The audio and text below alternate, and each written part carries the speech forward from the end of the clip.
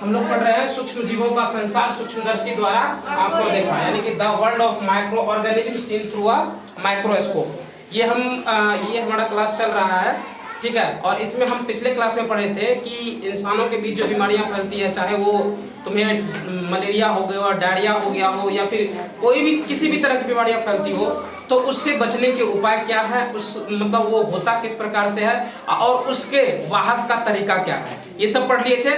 और हमने ये भी पढ़ा था कि जो कुछ बीज है या कुछ पौधे हैं उनमें जो विषाणु का कारण है वो क्या है, यही पढ़े थे। और उससे बचने के उपाय क्या है ये भी पढ़ लिए थे, ठीक है। ये सब हम लोग पढ़ लिए थे। और उसी दिन हम बोले थे खाद्य विषाक्तता यानी कि फूड पॉइजनिंग जो है वो हम अगले क्लास में डिस्कस करेंगे। तो आज ही हमारा वो क्लास है और आज जो हम डिस्कस करने वाले हैं वो डिस्कस करने वाले हैं फूड पॉइजनिंग क्या होता है। मेनली हम लोग इसी पर चर्चा करेंगे। और उसके बाद खाद्य परिरक्षण, अगर हम लोगों को विषाक्तता के बारे में पता चल गया तो अब परिरक्षण यानी कि उससे बचने के तरीका के बारे में भी जानना पड़ेगा, उससे किस प्रकार से बचा जा सकता है। आखिर कोई भी खाद्य पदार्थ जो है इतना दिनों तक बचा रह सकता है तो क्यों। अब जैसे तुमने देखा होगा गेहूं साल में एक ही बार उपजता है, लेकिन आदमी खाता है साल के शुरुआत से लेकर के साल के अंतिम तक खाता है ना।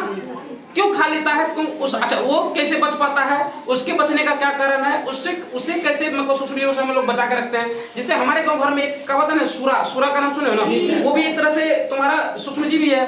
वो क्या करते हैं, वो जब फैलते हैं तब मतलब दिन प्रतिदिन अपना वो क्या करते हैं मतलब जनरेशन को बढ़ाते चले जाते हैं, बहुत ज्यादा बढ़ा देते हैं, इतनी ज्यादा मात्रा में बढ़ा देते हैं कि वहां पर उसको संभालना मुश्किल होता है, जिसकी वजह से हम उसको धूप में ले जाते हैं। अब धूप में क्यों ले जाते हैं, धूप से उसको क्या इफेक्ट पड़ता है, इसका कारण क्या है, इसी सब के बारे में आज हम लोग जानेंगे और इसी पॉइंट पर आज हम लोग चर्चा करने वाले हैं। और चलो आगे बढ़ते हैं और बात करते हैं खाद्य विषाक्तता के बारे में। तो देखो खाद्य विषाक्तता में जिसको हम लोग फूड पॉइजनिंग बोलते हैं, इसमें हम एक पॉइंट लिखे हैं कि जब भोजन खराब हो जाता है, खासकर गर्मी एवं वर्षा के मौसम में पकाए गए भोज्य पदार्थ जल्दी खराब हो जाता है और उससे गंध आने लगती है तो स्वाद खट्टा हो जाता है। ऐसा भोजन ग्रहण करने पर हमें उल्टी, वमन, डायरिया आदि का शिकार हो जाते हैं। वास्तव में यह स्थिति विषाक्तता की है।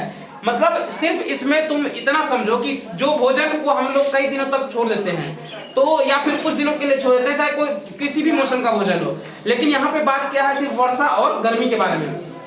अच्छा, इसकी चर्चा क्यों किया है, क्योंकि जो गर्मी और वर्षा के समय में है ना, हमारे भोजन जल्दी खराब हो जाते हैं, उसमें तुम्हारे सूक्ष्मजीव जल्दी हो जाते हैं और जल्दी से खराब कर देते हैं। जैसे तुमने सुना होगा गाँव घर में अपनी मम्मी से सुना होगा कि आज भात लसिया गया। लसियाने का मतलब क्या होगा, उसमें सूक्ष्मजीव फैल गया है और वो क्या क्या उसको खराब कर दिया है और उसमें से बहुत ज्यादा गंध आने लगती है, ठीक है, इसको खाना मुश्किल हो जाता है। अगर ऐसा भोजन कोई कर लेता है ना तो उसको क्या होता है, वमन यानी कि उल्टी होता है ना, उल्टी होता है। और यही चीज क्या है, विषाक्तता है। यही क्या है, विषाक्तता, इसी को कहते हैं हम लोग, ठीक है ना।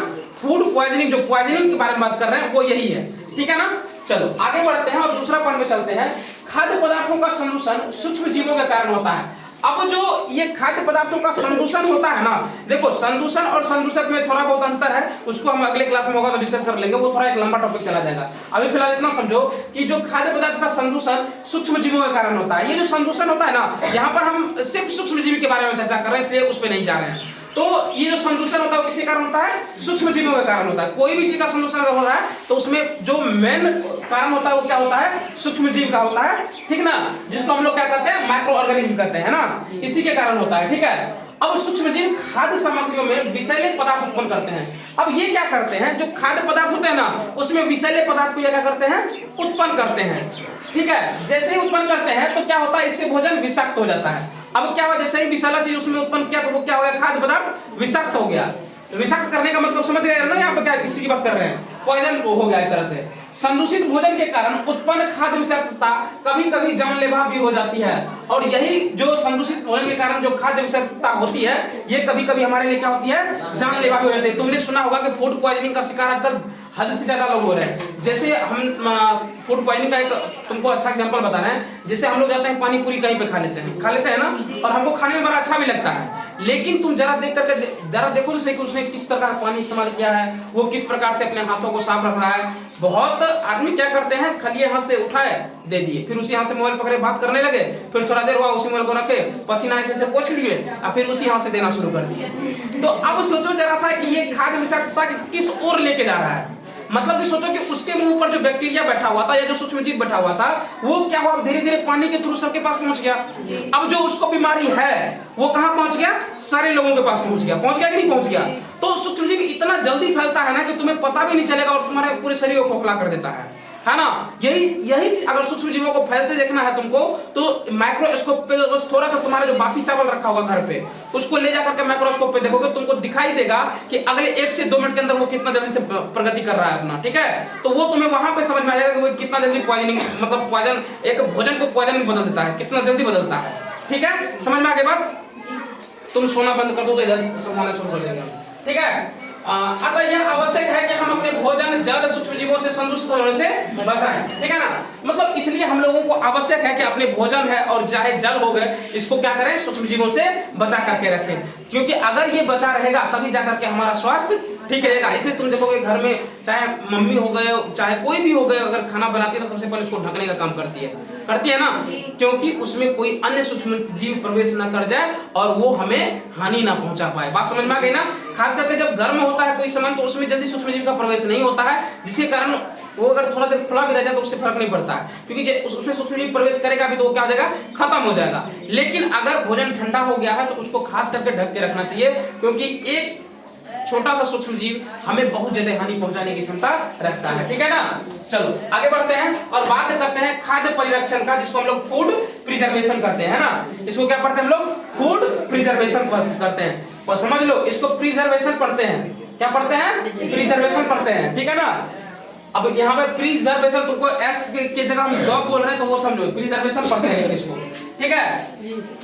तो अब समझो सूक्ष्म जीव पकाए गए भोजन के साथ साथ कच्चे खाद्य सामग्रियों का भी संदूषण करते हैं। ये सूक्ष्म जीव क्या करते हैं, पकाए गए भोजन के साथ साथ जो कच्चे भोजन है ना उसको भी संदूषित कर देते हैं, ठीक है ना। संदूषित करने का मतलब सिर्फ तुम इतना यहाँ पे समझो कि वो दूषित कर देते हैं, मतलब उसको खराब कर देते हैं, ठीक है ना। अगर अचार हो गया, मुरब्बा हो गया, जैम आदि ठीक ढंग से नहीं रखे गए हो, गंदे या पानी लगे हाथ से छूने से या उनमें किसी प्रकार से नमी पहुंच जाए तो ये सामग्रियां खराब हो जाती है।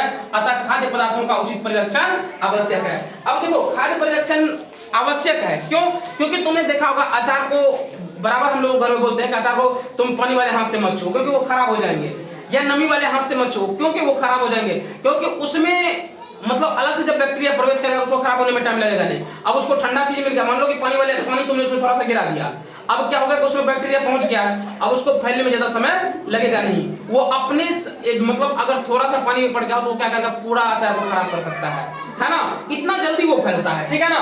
तो अब इससे बचने के उपाय क्या है, तो बचने के उपाय में तो यहीं पे लिखे कि खाद्य परिरक्षण के कुछ सामान्य तरीकों की जानकारी, ठीक है ना।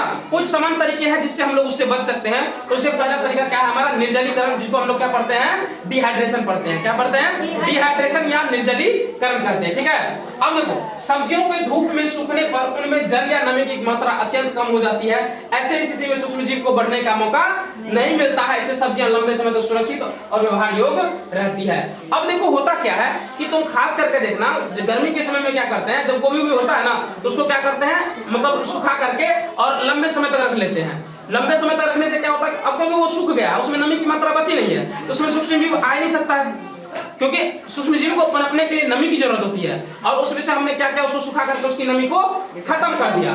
तो इससे क्या हुआ कि हम उसको लंबे समय तक रख लिए और उसका लंबे समय तक हम लोग इस्तेमाल भी कर सकते हैं। जिसे तुमने अभी जस्ट हम एग्जांपल दिए थे कि गेहूं और किसी भी चीज को सुखा करके ही हम लोग क्यों रखते हैं, तो उससे क्या होता है कि उसमें सूक्ष्म जीव का फैलने का जो चांस है वो क्या होता है, बिल्कुल घट जाता है, खत्म हो जाता है, जिससे क्या होता है कि हमारा जो गेहूं है वो बहुत दिनों तक सुरक्षित रखा रहता है। वैसे जैसे मान लो कि तैयारी करके हम लाए गेहूं को और बिना सुखाए हम उसको ड्रम में कर दिए, अब कुछ दिन तुमको क्या लगा, कुछ दिनों बाद उसमें फफूंद लगने लगा, कभी पता चला कि कुछ और हो गया, मतलब ढेर सारा सूक्ष्म जीव उसमें फरने लगेगा। उसके बाद क्या हो जाएगा, वो गेहूं ज्यादा दिन तक बचेगा नहीं और वो खराब हो जाएगा, है ना। तो उतना सारा गेहूं को अगर एक जगह इकट्ठा करके रखना था, उसके लिए सबसे पहले क्या करना पड़ेगा, उसका निर्जलीकरण, जिसको हम लोग डिहाइड्रेशन है कहते हैं, वो करना पड़ेगा, ठीक है। उसके बाद ही वो लंबे समय तक सुरक्षित रह सकता है। समझ में आ गई बात। चलो आगे बढ़ते हैं। दूसरा है हमारा रासायनिक तरीका, जिसको हम लोग केमिकल मेथड बोलते हैं।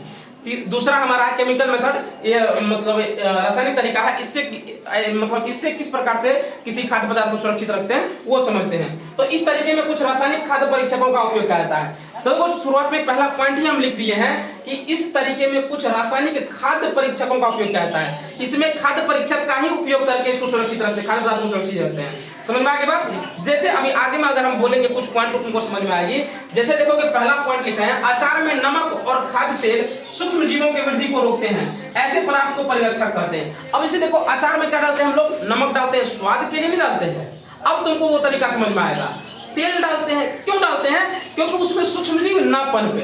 अब सूक्ष्म ये सब क्या होता है कि ये जो खाद और तेल है ये तुम्हारा परिरक्षक का काम करता है। क्या करता है? परिरक्षक, यानी कि उससे सूक्ष्म जीवों से सुरक्षा का काम करता है। ऐसा नहीं कि सिर्फ स्वाद के लिए उसमें डालते हैं। तो कुछ काम ये क्या करते हैं, सूक्ष्म जीवों को पनपने से रोकते भी हैं, जिससे हमारा वो खाद्य पदार्थ क्या होता है, सुरक्षित रहता है और खाने योग्य रहता है। बात समझ में आ गई ना? चलो अगले पॉइंट पे चलते हैं। जैसे देखो, जैम जेली बनाने में सोडियम बेंजोएट, सोडियम मेटाबाइसल्फाइड आदि रासायनिक खाद्य परिरक्षकों का उपयोग होता है। इससे जैम जेली लंबे समय तक संदूषित होने से बचे रहते हैं। जैम हो गया चाहे जेली हो गया, इन सब चीजों को सुरक्षित हम लोग किससे करते हैं? एक तो सोडियम बेंजोएट है इससे, और दूसरा क्या है? सोडियम मेटाबाइसल्फाइड है। इससे हम लोग क्या, ये सब रासायनिक खाद्य पदार्थ को सुरक्षित रखने का एक तरीका है, जिससे हम लोग उसको क्या करते हैं, जैम और जेली को सुरक्षित रखते हैं लंबे समय तक के लिए। ठीक है, जैम और जेली वर्ड अगर तुमको नहीं समझ में आ रहा है तो कभी तुम ये फूड कॉर्नर पे जाना, तुमको वहां पे समझ में आएगा जैम और जेली क्या होता है। वो अच्छे से वो दिखा देंगे तुमको जैम क्या है, जेली क्या है। ठीक है ना? ठीक है, अब अगला जो हमारा पॉइंट है, पॉइंट करें मतलब तीसरा पॉइंट जो हम पढ़ने वाले हैं वो नमक और चीनी द्वारा परिरक्षण। अब देखो, हम तो ये समझ लिए कि रासायनिक खाद्य किस प्रकार से सुरक्षा करते हैं, रासायनिक तरीका क्या है किसी भी खाद्य पदार्थ को सुरक्षित रखने का। अब जो अगला पॉइंट है नमक और चीनी द्वारा परिरक्षण, ये हम लोग अगली क्लास में समझेंगे कि नमक और चीनी से किस प्रकार से किसी खाद्य पदार्थ को हम लोग सुरक्षित रख सकते हैं। ठीक है, फिलहाल इस क्लास में हम लोग इतना ही समझेंगे और अगले क्लास में इसको हम लोग डिटेल्स में समझ लेंगे कि नमक और चीनी से किस प्रकार से किसी खाद्य पदार्थ का परिरक्षण कर सकते हैं। ठीक है, फिलहाल आज की क्लास में इतना ही रहने देते हैं।